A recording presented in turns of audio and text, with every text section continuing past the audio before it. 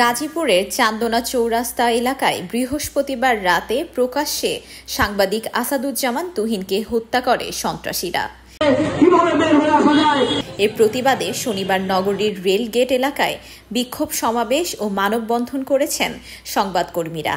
এ সময় তারা অভিযোগ করেন, বিচারহীনতার সংস্কৃতির কারণেই এমন হত্যাকাণ্ড থামছে না। দ্রুততম সময়ের মধ্যে অপরাধীদের শাস্তি নিশ্চিতের দাবি জানান তারা। হত্যাকাণ্ডের বিচার চাই।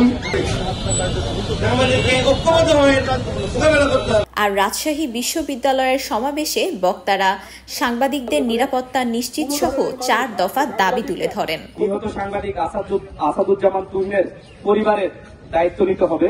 তৃতীয় দাবি হচ্ছে সাংবাদিকদের বস্তুনিষ্ঠ সংবাদ প্রকাশে বাধা দেওয়ার জন্য শাস্তিস্বরূপ বাংলাদেশের সর্বোচ্চ আইন নিশ্চিত করতে হবে। এদিকে সাংবাদিক আসাদুজ্জামান তুহিন হত্যার ঘটনায় প্রধান অভিযুক্ত মিজান ওরফে কেটু মিজান সহ 7 জনকে গ্রেপ্তার করেছে আইন শৃঙ্খলা বাহিনী। Afsana Ivy, desk report, Sky Bangla.